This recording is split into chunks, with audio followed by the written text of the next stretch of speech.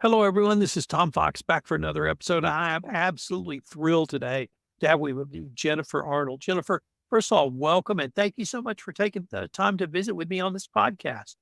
Oh, thank you for having me. Jennifer, could you tell us a little bit about your professional background and your current role? Yeah, sure. Like many AML, that's anti-money laundering professionals, I started out in some of our largest banks here in Canada, CIBC and BMO to name two, as well as Wells Fargo. My role at those institutions was to help design and deploy financial crimes or anti-financial crimes programs at those banks.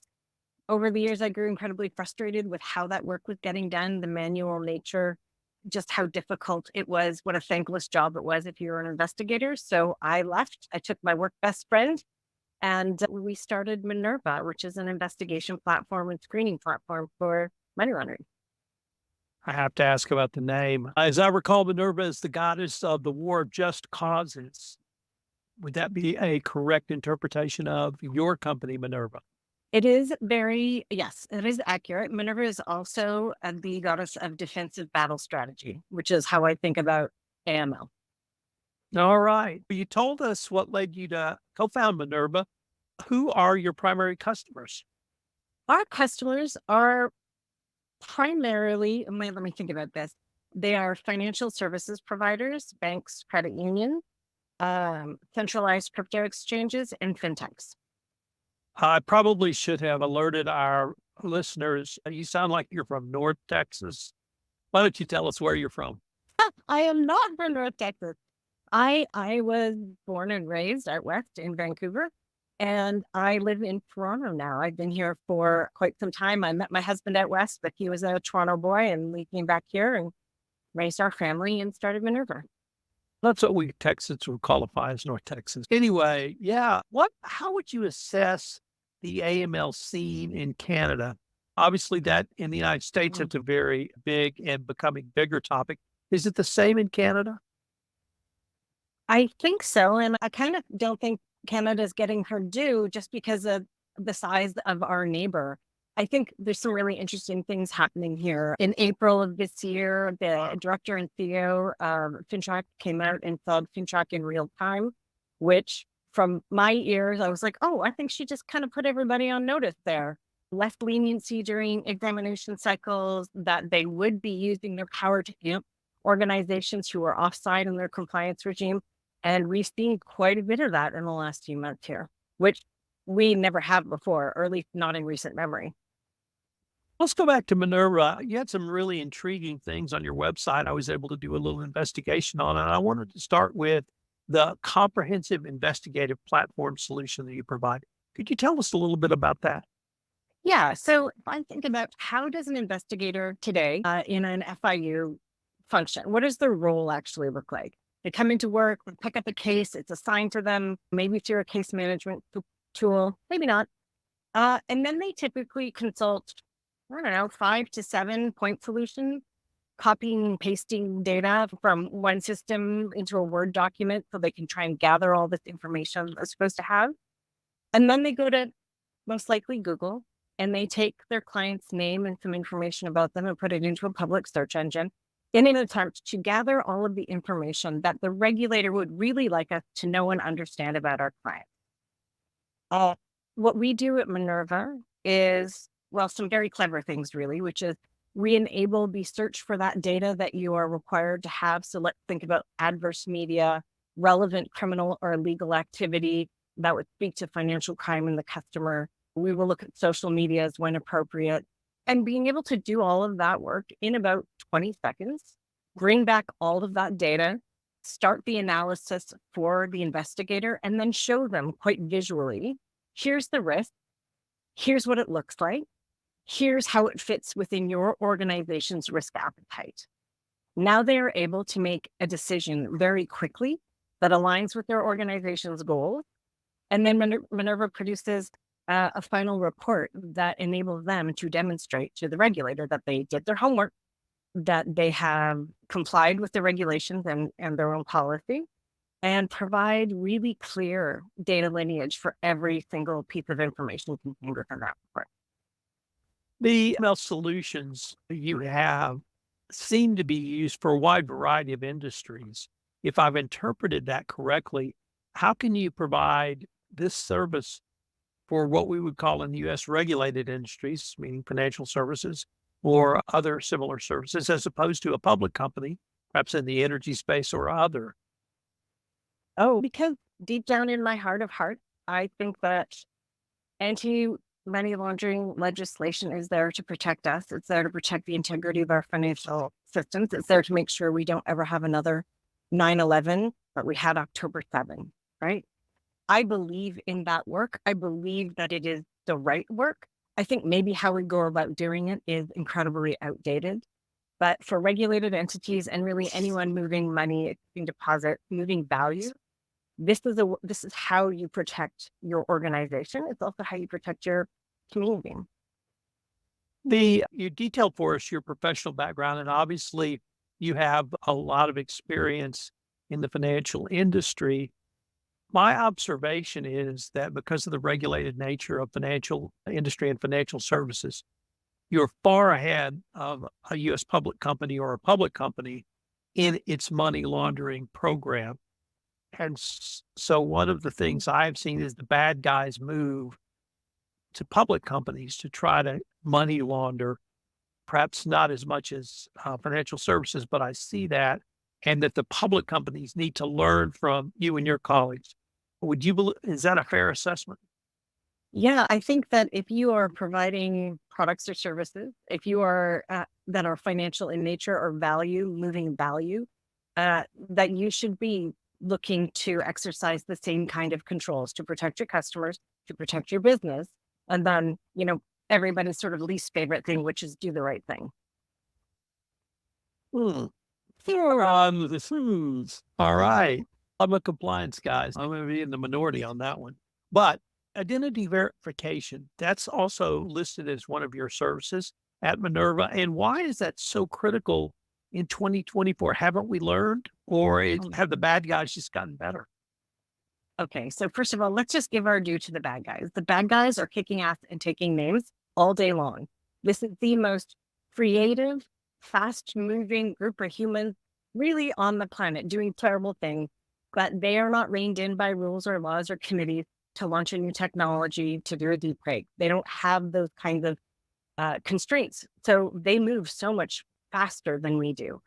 We like to think about if you took a really good look at the customer at the beginning of the relationship, you have a much better chance of understanding what risk is walking in your door. If I look at the IDV process and I'm doing liveness checks and 3D facial mapping, and then I'm confirming that the data is authentic and the document is authentic, and then I'm able to compare the face in the selfie to the face on the ID itself, and again, track it back to that liveness map that we did to make sure it is a real, authentic human being and it matches the idea that's being provided. I take the data from that identification and then I use it to start looking at sanctions, political exposure, open source intelligence, adverse media. And in seconds, I can have a relatively accurate view on what kind of risk we're letting into our business. And that seems to me totally worth doing because that is so much cheaper than onboarding a bad actor and having to offboard them 6 months later. Could you tell us a little bit about Minerva's deep learning platform? Yeah. So, and I'll be honest, I am not the most eloquent when it comes to speaking about Minerva's brain.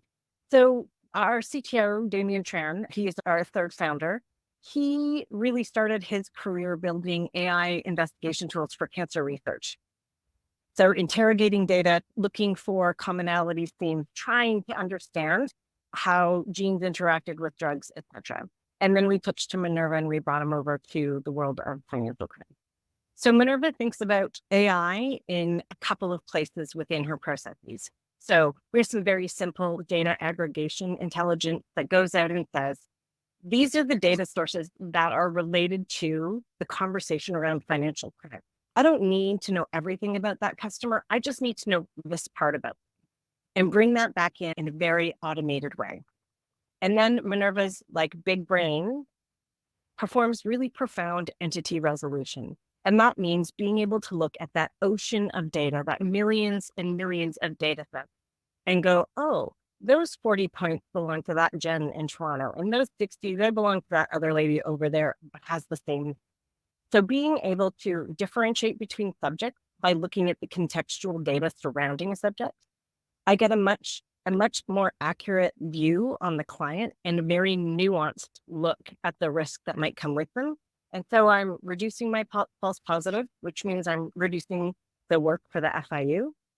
And what I'm looking at is meaningful because it's not just matching a name on a bad guy list. It's telling me if that name is on the bad guy list and is that person actually my client or is it just somebody? And those are really important and time-saving distinctions that go on in that body of work. So for Minerva to be able to do that in 20 seconds is pretty remarkable. You're really the first person I've heard talk about dealing with false positives and having a real structure in place to prevent false positive. That seems to me to really be a market differentiator. Would that be fair? I think it's fair. I think what's fun is that everybody claims that they're reducing false positives. And I mean, there's some pretty basic ways that one can reduce false positives, right? Which is simply open the gate on the on your rules, like open the aperture so you get more in, or close the aperture so you get fewer alerts.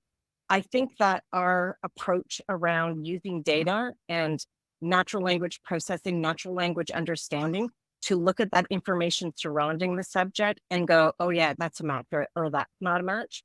That is a meaningful reduction in false positives. And that is a meaningful identification of true positive. A little bit earlier, you mentioned about the bad guys in our space or your space and how creative they are and they're unconstrained by society's rules and regulations. Let me overlay that with the conflicts you referenced, obviously October 7th, but the Russian invasion of Ukraine, Mhm. which seems to add a completely different or another level of complexity around this and around AML. Has that made the AML landscape more challenging for the customer of Minerva? Absolutely.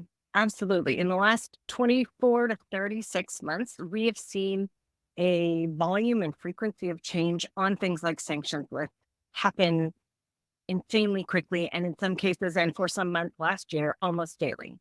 That is introducing material risk to every one of those customers or every regulated entity out there. If you don't know, but the data you're looking at is being accessed in real time and what you're comparing yourself against is what is available right now by OFAC, for example, or Her Majesty's Treasury.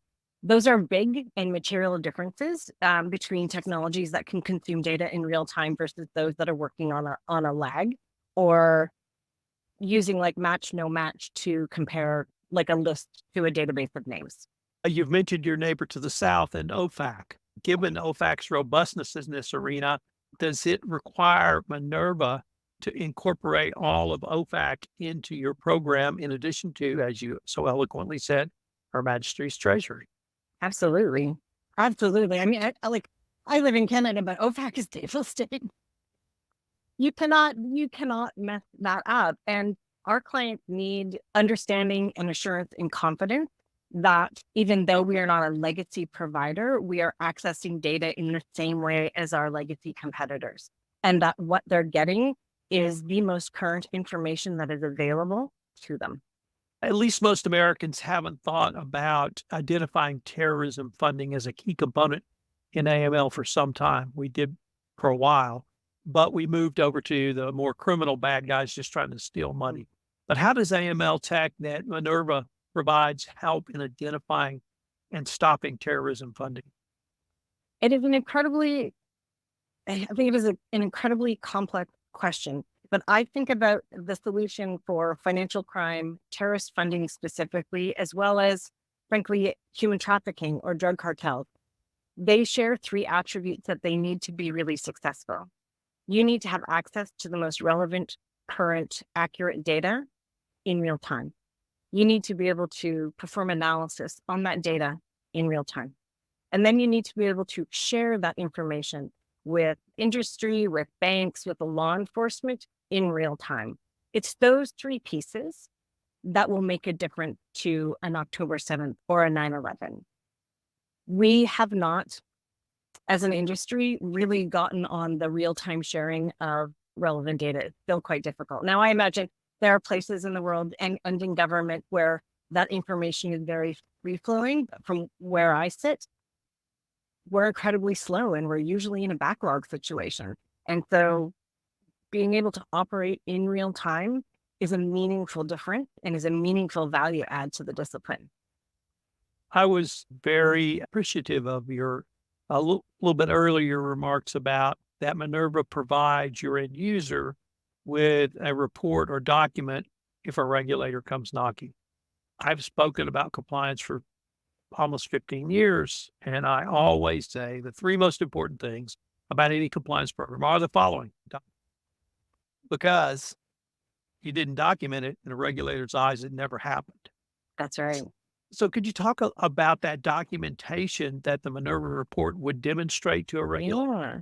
Yeah. And for anybody, for any investigator who's ever gone through this, you know exactly what I'm talking about. So maybe you did that Google search on your client to look for adverse media. And then you spent, I don't know, maybe 2 hours copying, pasting every single one of those articles into a Word document, which you would later PDF so you could upload it to your case management tool. That's a lot of wasted time that has nothing to do with risk assessment. It's a copy and paste. It's a very basic task.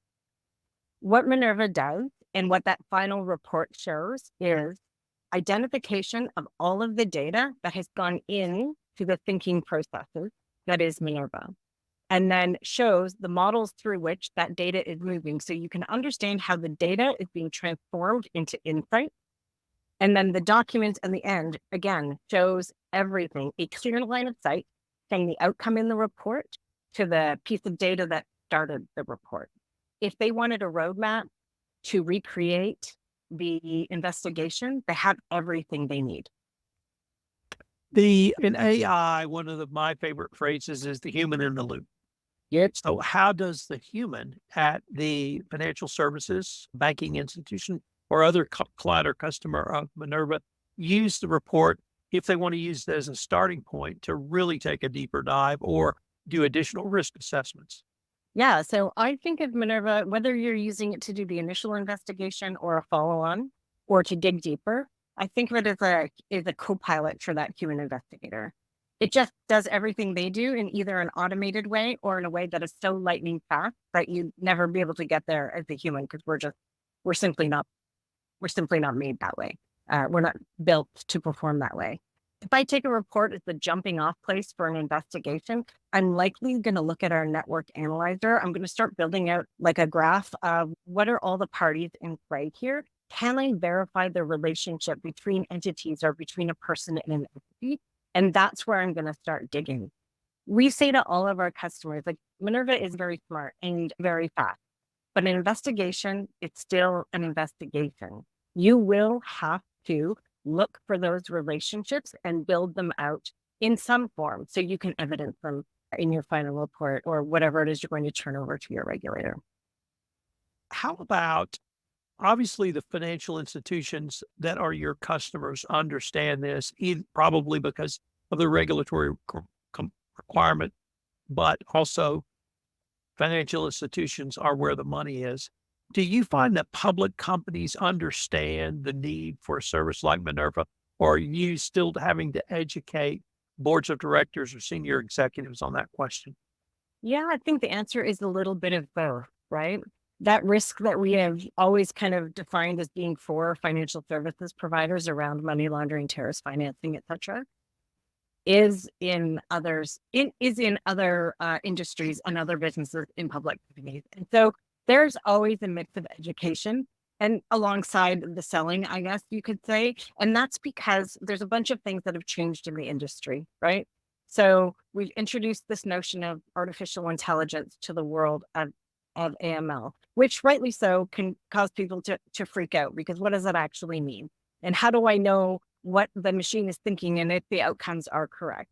Minerva is what we call an explainable AI. So you can, again, you can see all the ingredients going in, you can see how the sausage gets made, and you can see the outcome. That is very comforting. But most buyers don't actually understand the difference between a series of machine learning algos versus what you might get from deep learning. What is the best possible use case to deploy these various technologies because it's not one and done. And ChatGPT isn't going to save us. And there's just so much hype around that AI component. So there's still a lot of education, both on the public and on the bank. Where do you see all of this down the road? Greater need for both AI, machine learning, generative AI, data driven analytics, and machine learning? Or is the industry moving so fast, it's hard to see, period? Yeah. So I would never accuse our industry of moving fast. That's not something that we've done to date. I think we had this decision point in front of us, right?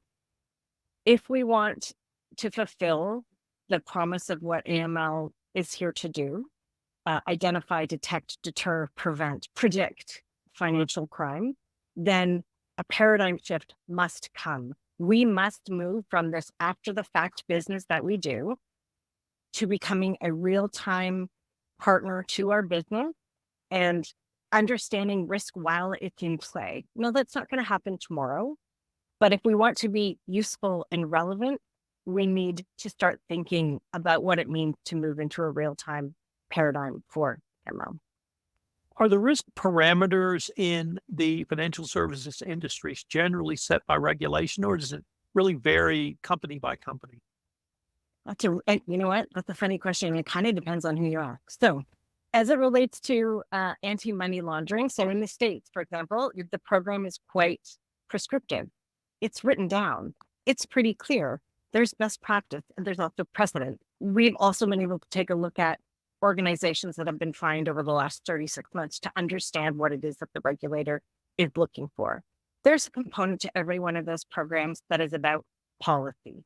There's a component of those programs that is about that institution understanding how their own products and services could be exploited by a bad actor. And that part's on them unless thou shalt do it this way. In Canada, we talk about having a principles-based regime, which is maybe more challenging. The banks tend to move in lockstep with one another as it comes to tool choice, etc., but it's not as prescriptive. So you're given some ability to think about how you might implement something, but it hasn't actually led to a lot of variation in the industry at all. What would you say to the person who wants to get into this industry? Because years ago, I used to think, particularly in financial services, this was largely a data entry position where you were inputting information and hopefully you got an information that would generate, you knew what would generate a suspicious activity report, but hopefully you had time to investigate it if it was significant enough. But it seems like now the skills needed and the skills that can be used are much broader than that. Would that be fair in your eyes as well?